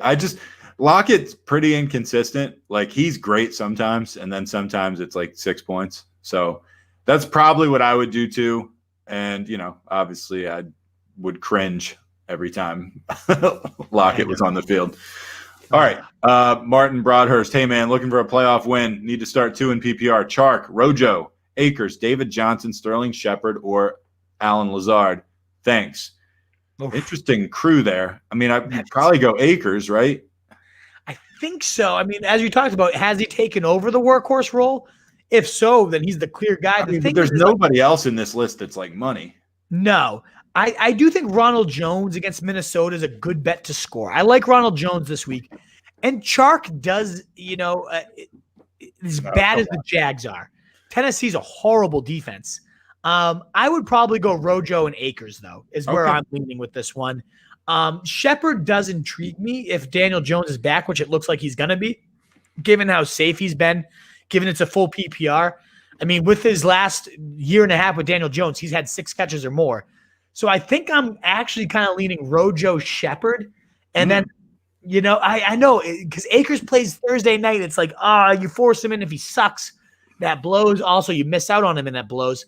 I do have Ronald Jones higher than Akers. Okay. And I trust Shepard. I think I do. That's tough. So you're going Akers and Jones, or who are you going, Nat?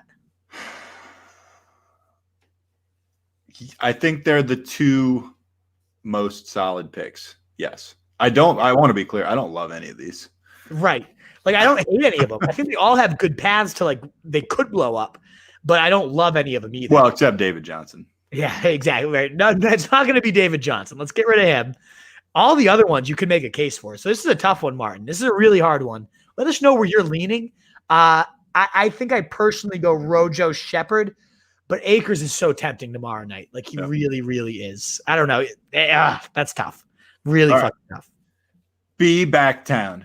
And I care a lot about this one. Tannehill or Taysom Hill, are we expecting a 200-yard Henry day? It might interest you to know that on my team, A, I have Derrick Henry, and B, my 2 quarterbacks are Ryan Tannehill and Taysom Hill. So I actually am interested in your answer to this question. This is a hard one because I am expecting a 200-yard Henry day. I think Henry's going to go berserk, and that makes me a little nervous for Tannehill. But at the same time, Tannehill is getting the Jaguars, so it's like, even if Henry blows up, like, Tannehill could probably still get his too. I think I'm going to go Tannehill here. Really? Okay. Even expecting that big day. I mean, Philly's like an okay defense. And no. I know. They're not that good. I mean, Taysom Hill does have 24, 19, and 24. Fuck. That's tough. Oh, man. Yeah. I mean, Taysom, you told me he's like the QB3 since he's been playing. QB3. Okay. So you gonna bench him against the Eagles? But I love like, it could just as easily be Tannehill's blow up as it is Henry's blow up. If I'm you, Truth, I probably what would you do if you were me? If I'm you and I have, I might bench Tannehill and then the Taysom, because that's too much all in. Even though the Jaguars, they might give up 40 points to the Titans, and you'll be involved in every single one of those points if you have both those guys. Yeah. That's fucking brutal. Honestly, that's a really hard one. I think I'm going to go Tannehill. What you get the big bucks for, man? I know. I think I'm going to go Tannehill over Taysom Hill. But if you were me, you might go Hill? I think to spread out my wealth, especially. Well, you're not even an underdog, though. You said you're an even matchup. No. Right. Right now, I have Tannehill in. I think Hill is projected to score 1 more point for whatever projections are worth. I think I would probably, if I'm you and it's like an even matchup like that, I might just load up on both Titans and know, like, they're going to put up 40 against the Jags, and you're going to be involved in every single point. But that's Henry. Do a side handoff to fucking Jonnu Smith at the 1. Yeah, well, that would just fucking be a huge backbreaker. But yeah, I'm going Tannehill, even though I do also expect 200-yard Henry day. Yes, that would be great. All right, Steven Hernandez, Diggs or Gallman or Mostert? I got to go Diggs. Diggs has been so steady all year. Yeah, Pittsburgh's a tough matchup, but Diggs is just too good. Yep. Noah Pringle, Jordan Reed, or Hayden Hurst, rest of season. Eesh. Have Gesicki, who has been good lately, but need a good backup option that I can play depending on the matchups. I like Gesicki, as you said, more than either. I love that Gesicki just performed so well with Tua at the helm. Regardless of the quarterback, he's getting it done. So I like Gesicki the most. As a backup, think he does too. Because Jordan Reed, Kittle could be back as early as next week. And as soon as Kittle's back, Jordan Reed is literally nothing. So Hayden Hurst, if you have to hold on to a backup, but honestly, I would probably just keep Gesicki and ride that train. Like, no need to hold on to either of those guys. But Hayden Hurst, if you need a backup, would be my guy. I agree with that advice. Terrell, too nice. Tyler Boyd, Dobbins, or Akers, PPR flex.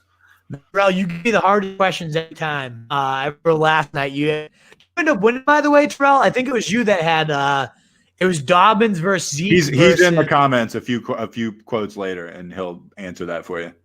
Oh, sweet. Okay, I'm excited to hear about that one. Of these guys, fuck.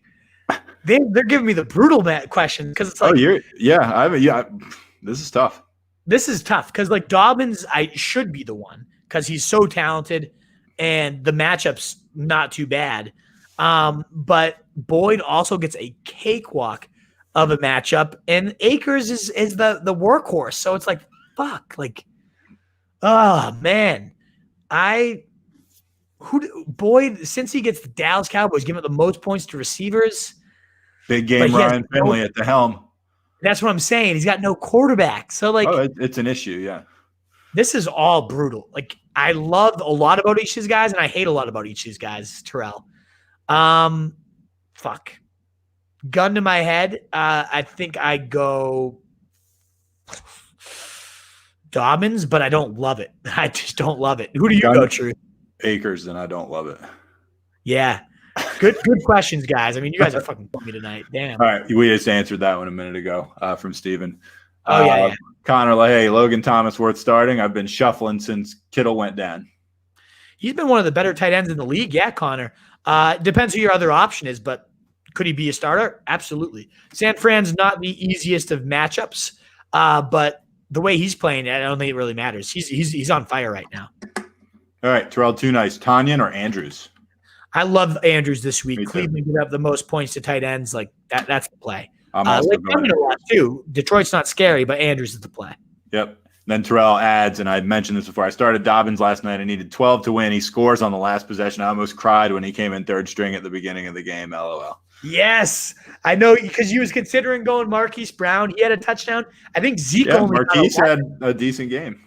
Yeah, I think Marquise would have got you the win. The only one who wouldn't have was Zeke. And I know that's where like people were leaning.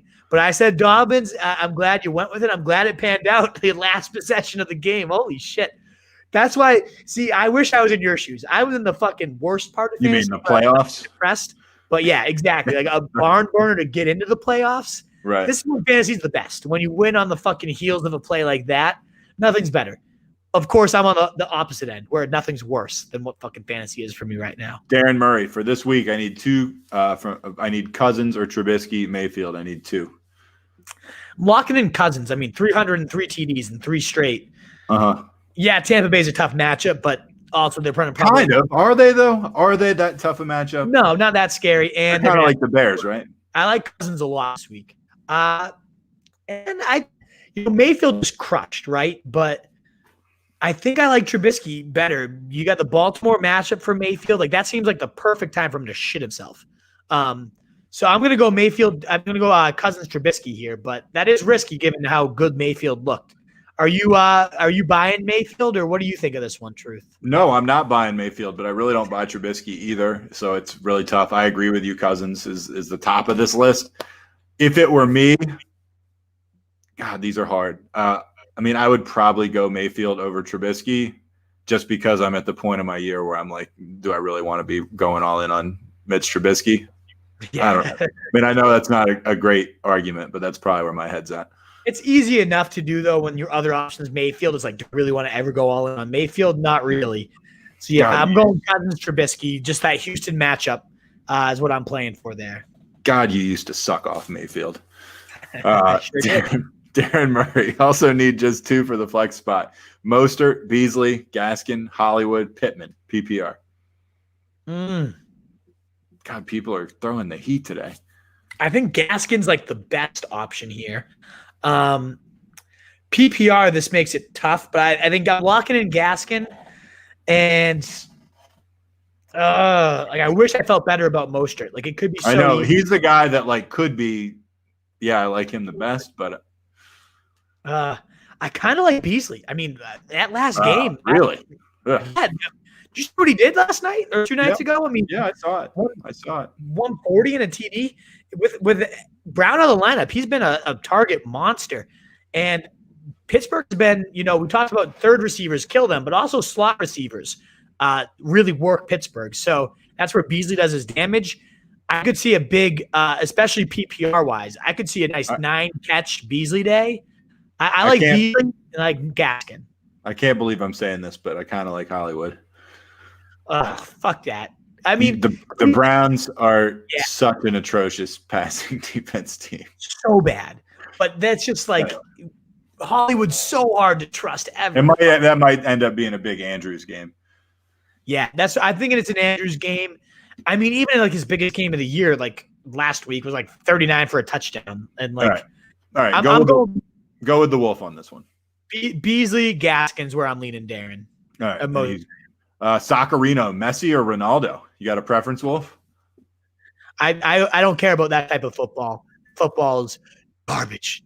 I go Ronaldo all day. Pretty boy. I'm a star fucker.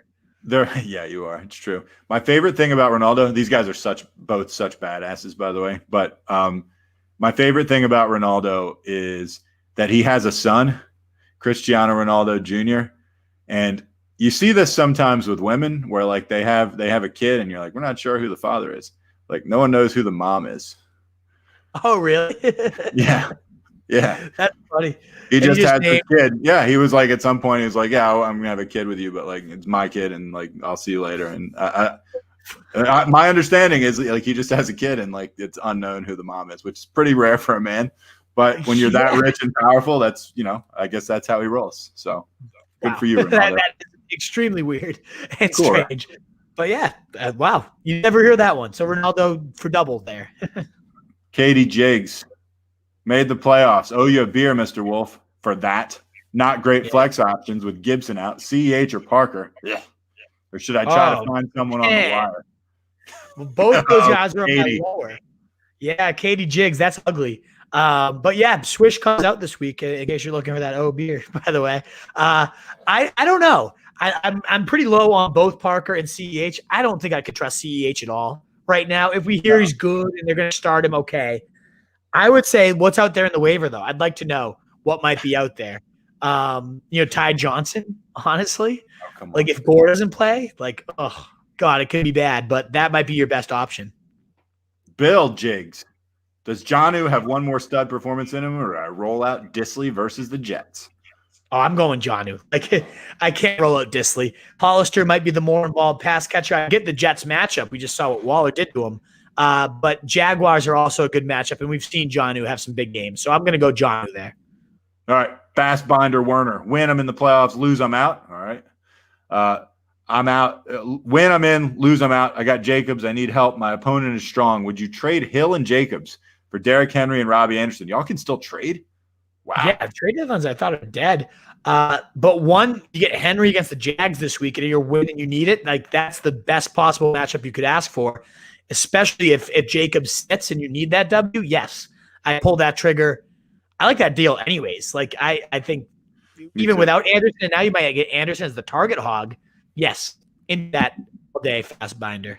Matthew Noto, full PPR, Crowder or Ayuk? I like Crowder. I mean, we talked about him in the higher, lower Hail Mary, and I love Ayuk too. But I'm going to go Crowder over Ayuk. And I think it's like 26 and 28. Like they're right neck and neck. But Crowder just has everything outlined like we talked about earlier. I agree. Richard R., PPR flex, Claypool or Akers. Also, Ebron or Goddard. I'm definitely going Goddard over Ebron. And I think I'm going Claypool over Akers also. Yep, I'm in agreement there. Goddard and Claypool. Ebron, the one thing about that is He does get the best matchup for tight ends, one of the best matchups. Buffalo's pretty easy, and he's been pretty damn steady.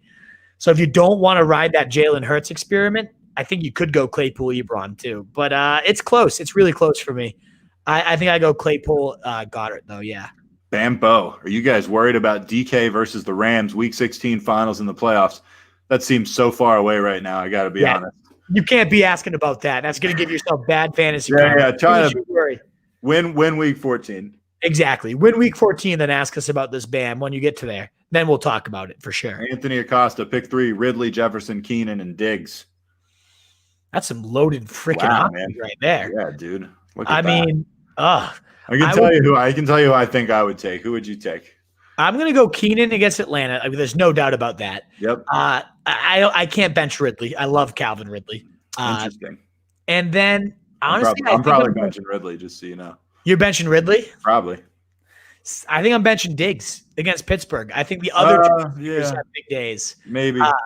And I'm going to go Jefferson, Keenan, and Ridley are my 3. Okay. I forgot they were playing Pittsburgh. I think I grudgingly agree with you. Yeah, I think in a vacuum, I would probably bench Ridley, though. In a vacuum, maybe. But, yeah, that's tough. Ryan LaMarche, Mike Williams, or Antonio Brown, half-point PPR. I'm looking for the high ceiling. I don't care if they floor it. Okay. I mean, ceiling-wise, Mike Williams is playing Atlanta. So what more do you need? That's as huge of a ceiling. Yeah, I think that's AB is facing the Vikings, though, which is also, if there's one team that can rival how bad Atlanta is, it's the Vikings in the secondary. So it's also the third option. I mean, there's like the 36-point game coming from AB at some point. Oh, yeah. So I have AB 34, Mike Williams 38. So they're right neck and neck for me, Ryan.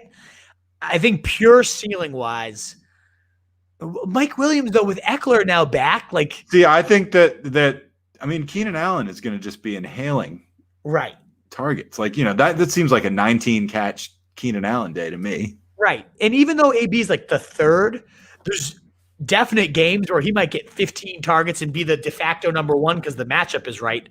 Against the Vikings, they don't even have a good number 1, never mind a number 3. I am going AB here. I think I'm going to go AB. All right. Denny Jennings. Hello, Wolf and Truth. I'm late, but I'm here. How you recovering? Better late than never, Denny. Better late than never, and hope you're recovering well, brother. Let us know how you're doing. He finished first overall. He gets a first-round bye thanks to 2 key INTs. Good job, Denny.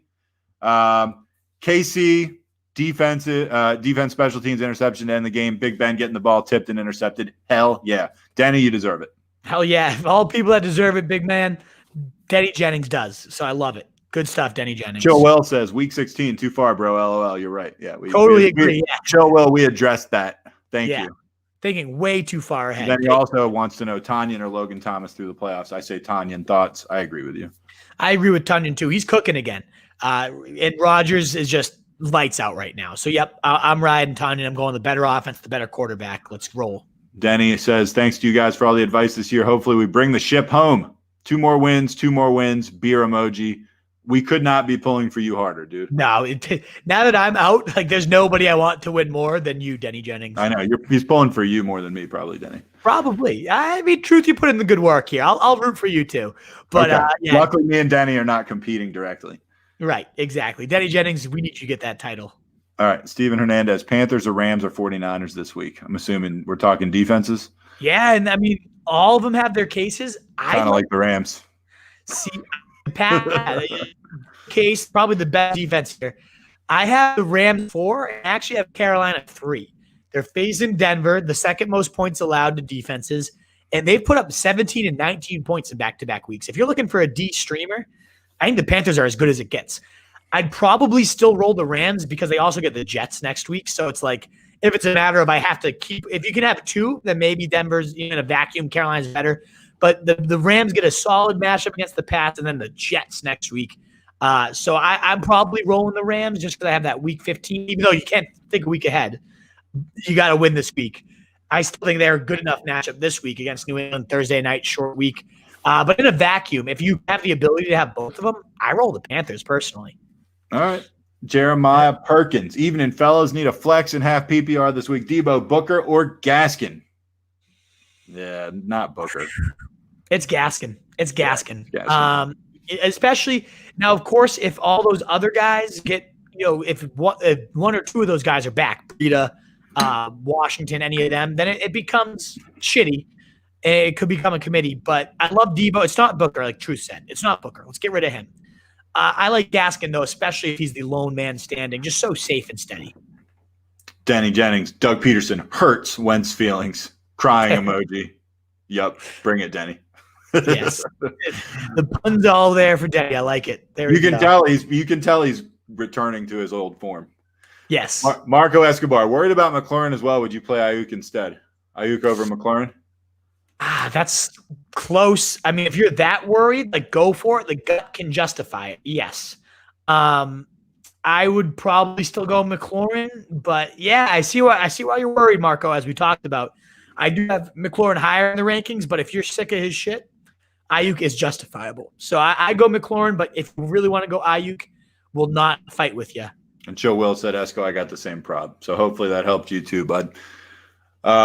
Millie C says, pick 3. Carson, change the banner, Wolf. Carson, Connor, Gordon, or Akers. Pick 3 of those. Carson, Connor, Gordon, or Akers. So I could bench 1. I'm playing Carson. I'm probably benching. It's Akers or Gordon, right? Yeah, and Gordon's in a good spot this week. He just ripped 130 yards. I'm nervous to bench Akers, though, and watch him go off on Thursday night. Like, our run D's not good. I think he could definitely score. I'm going to be adjusting my rankings later, and I think I'm going to be bumping Akers up higher. I think I'm benching Connor. Like, the risk factor with Connor is too high. First week coming off, like all that. I'm going to bench Connor here. Millie C. Fat Boy. Yeah. The Wolf from last Thursday is my spirit animal. Absolute tank. The Truth is a real one, too, for covering for Wolf. If you're talking about when the Wolf – that was Sunday. If we're talking about the last time we were on the air together, he was tanked. Absolutely tanked. And I was a real one for covering for Wolf. You're right about that. Fat Boy, it's been a while, man. We're glad to have you back watching us. And I guess you watched us that time too. I hope you've been smashing a bunch of pies. Yeah. How was Thanksgiving, Fat Boy? How many fucking pumpkin pies did you put down to the face? It's been too long. Where's the kid been? Fat Boy, we've missed you. So good to see you. And I'm glad you appreciate the tanked effort. It was all for you, Fat Boy. All for you. I'm glad it brought him out of retirement, the tanked effort. I like it. Millie C, pick 2, Godwin, Deontay, Robbie, Cooks, or AB. Ooh, Deontay. I'm going to say Deontay and Godwin. I'm going Deontay, and assuming the other receivers are out, Robbie's going to be a lock for me. If not, Godwin against Godwin is such a consistent points machine. He really is. If you look at his numbers, he's very reliable. And Vikings too, that secondary, abysmal. So it's Deontay and Godwin, all things considered. But if the other receivers are out, then Robbie does enter this conversation for sure, Millie C. Mitch Chavez, it's looking like with Gibson out, I'll have to play Woods, Godwin, and Flex Lockett. With your rankings on Wilson, it has me a bit nervous, but I believe they'll be all right. Yeah. And again, yes, I'm a little bit lower on Wilson, but could he throw 5 touchdowns and could 3 of them go to Lockett? 100%. Yep. So that is the ultimate fallback plan. I think a lot of people are probably giving you the middle finger right now, Mitch. Like, oh, poor you. You have Lockett as your backup plan. Like, you're a wolf. That's why you built so much depth.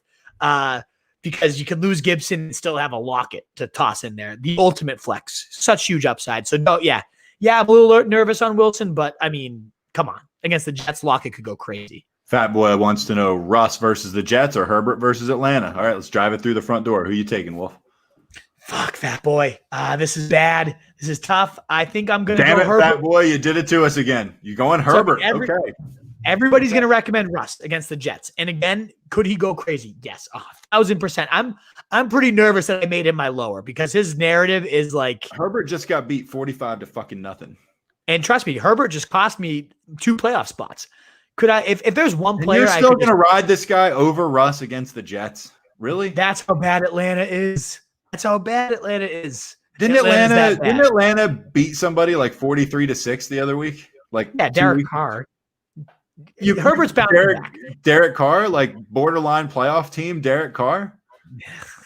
All right. So here's the deal. Russ is definitely safer. I just lost because Herbert got me 4 fucking points. If I could stomp somebody's face in tonight, of any player in the NFL, it'd be Justin Herbert. Fucking pop all the fucking pimples on his face with my foot and boot to his fucking nose. Like, I hate him. I absolutely hate him. I think he's going to go berserk against Atlanta. But yeah, I mean, if I had this decision in a vacuum, especially after seeing what Herbert did last week, I would probably go Russ. Like, if I survived and I had the option to go Russ, I'd probably go Russ. I'm telling you right now, Fat Boy, I would go Russ. Yeah. For whatever, I'm not the expert on the show. I would go Russ. Fat Boy. You're an expert, Truth. Come on. I'm an expert in some circles. I'm not the wolf on this show. This is the wolf show. I'm just here. I'm the sidekick on the couch. Fat Boy. Who would y'all start, Keenan or Thielen? Wow. How did Keenan not get both of them in? I mean, I'm going Keenan against Atlanta. Your options are so good, you got to bench one of these guys. Like, I pity whoever the fuck you're playing. Exactly. I mean, they're both top 10 for me. I just have Keenan number 4 and Thielen number 7. So, I mean, you go Keenan because he's my higher. I would probably go Keenan, but I mean, Thielen he's going to score. Yeah, of course he is. He always scores. I'm going Keenan there. All right. Denny Jennings' recovery is going well. Thank you for asking. You're welcome. I'm glad it's going well. Glad to hear it, Denny. Really glad to hear it. And he also adds, hopefully Kittle is back next week. By the way, I picked up Kittle. I forget, was it Mitch that gave that advice? I feel like Mitch Chavez, one of the last couple shows we did, suggested that might be a good move. And I did. I went out. If it's someone else, I apologize. But I was like, yeah, that makes a lot of sense. And I went up and I picked him up. He's on my IR spot. I could take him out, whenever. I hope he's back next week too, Denny. I'd love to start Kittle. Do. I got to win this week, but I mean, it's a nice piece if I make it. Absolutely. Yeah. I believe it was Mitch, right? And then I wrote an article. I was like, oh shit, you're right. Like, he's out there. I couldn't even fathom the fact he that was sitting right there. He was sitting right there. He was like 50% owned. And I was like, holy shit, Kittle's out there. Like, I picked him up for $0 on waivers. I have him on my bench too. Good thing he'll be facing nobody. Right. Good thing, right? That bench is not going to be used. Jeremiah Perkins says, thanks, guys. No problem. Ahan Malik or Malik. I had a friend whose last name was spelled like that, and it was Malik, so I don't know the right pronunciation. But anyway, Ahan wants to know, would you start Chubb against Baltimore or Zeke against Cincy for this first week of the playoffs? I'm not benching Chubb. I know that Baltimore is a good D. I'm not benching Chubb. No way. And Baltimore's a good D, but we saw like Damian Harris run for like 120 against him. Zeke was running pretty well, and he's been horrible all year, like these last 5 weeks. And he looked pretty damn good against him. I'm not benching Chubb. Like, there's no way. I get Cincy's a good matchup for Zeke. This is a good week to use Zeke, but I'm not benching Chubb. Like, if you can get Zeke in another way, good, but it's not going to be at the expense for Chubb for me. No way. All right. G. Thanks, Mitch. Ryan Lamar's, is Chark still worth starting, or can I send him to the waivers? It totally depends on your options, Ryan. Yeah, it depends who's out there. Like, I know you asked this, would you rather start AB? Yeah, but like, it's hard to trust Glennon. I totally agree. He does also get Tennessee, one of the worst defenses in the league, but I'd probably start AB over Chark. Yeah, I would start AB over Chark, Ryan, for whatever it's worth. Yeah. Mitch, F them haters. LOL, we Wolves got to eat. LOL, we all got this. Sorry about your look, Wolf, with the playoffs. Thanks for the advice, guys. You got it, Mitch. We love you, Mitch, and thank you. Yeah, I appreciate it. But you guys got to eat, and I'm going to eat through you. That's all I got at this point. I'm eating through you guys. Mitch says, yes, sir, truth. So it was him that suggested Kittle. I took your advice. Look, we take you guys' advice sometimes too. Mitch said I did. I hope so too. I was also able to grab him. It'd be awesome if a bunch of us managed to win titles because we picked up Kittle off waivers in like week 13. I hope so. I fucking hope so. Yeah. As we say, the strength of the pack is the wolf, and the strength of the wolf is the pack, baby. And Mitch is like the definition of that. The pack makes us stronger, and we make him stronger, and it's just the beautiful cycle. We all make each other stronger. So love you, Mitch. Malik said, yeah, you're right. I was thinking the same thing. Thanks. All right. Good job, baby. Page, dude. Denny Jennings wants to know, is Fat Boy from Philly? Someone in high school with the nickname Fat Boy practically stuffed me in a locker. I was 99 pounds, LOL.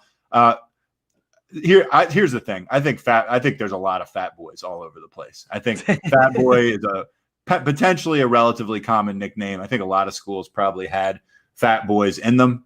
And I feel like Fat Boy told us where he was from once, and I feel like it was from the South, but I could be wrong about that. Yeah. So Fat Boy's still listening. So I don't think he's the same guy, Mitch, but we're going to get to the bottom of it. I mean, not Mitch, Denny. Imagine the odds, though, of like What our if it was? 50 What if it was like, viewers. hey, Denny Jennings from high school? I remember stuffing you in that I don't locker. think Fat Boy's from Philly. I feel like he told us and it was from the South, like Oh, yeah. Texas or Arkansas. Oh, it was I was right. Arkansas. There you All go. right. Not the Yeah, guy. yeah. So you and Fat Boy can be cool, Denny. He's a cool You guy. guys can be friends. He didn't shove you in the lockers. There we go. Nope. Mitch says I've got Kelsey already too. I got Goddard. I'm looking to play them both, Mitch. I hope. And definitely, I mean, Kelsey and Kittle, the two top guys, that would be fucking monstrous. Love it.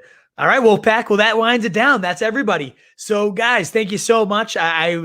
Truth saw me as I was entering the show. I was a depressed bag of shit. Still am a depressed bag of shit. I feel like this cheered you up a little bit, though. But I feel like this wasn't the worst thing for you. This was good. I mean, I say I hate fantasy, but when I start talking it, and especially when I get to interact with all you guys, like, am I depressed about my fallings in the playoffs? Absolutely. You know, again, being first and finishing in 8th, being third and finishing in 9th. Like, it was one of those years fucking hurt, kicked in the nuts. But the fact that you guys are here and we can talk ball and it is still my fucking.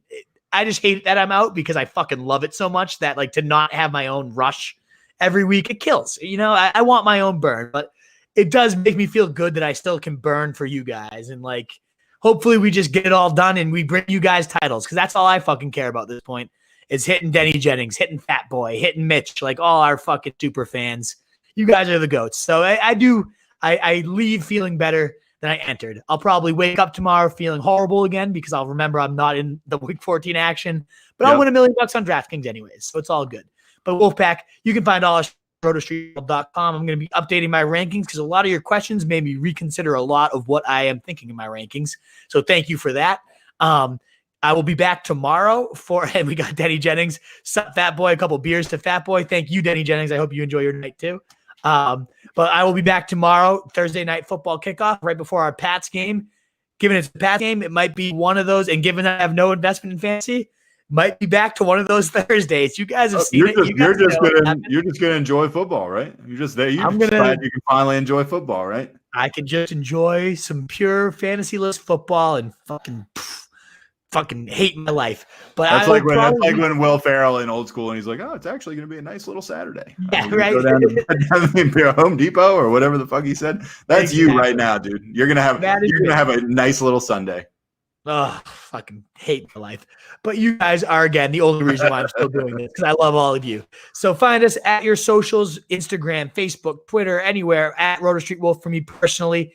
You can subscribe and review the pod. It would mean the world to us. Likes and subscriptions on all your other spots, YouTube, Facebook, also help us out so much. Wolfpack, thank you so much. Consider doing that for us. We'll talk about on Sunday ways you can also help us in terms of testimonials. I know a lot of you guys message in, how can we help the show? We'll come up with a way. You guys just come in and showing up is obviously the biggest help. But, if you want to send in a testimonial, maybe even a few dollars, we'll give you guys ways, but it's not an expectation at all. The fact that you guys show up is the best. So cheers to Mitch. Cheers to Fat Boy. Love you all. And best of luck, week 14 Wolfpack. Hope to see you tomorrow and the rest of the week for some other shows. And if not, best of luck. Cheers, guys. All right, later, guys.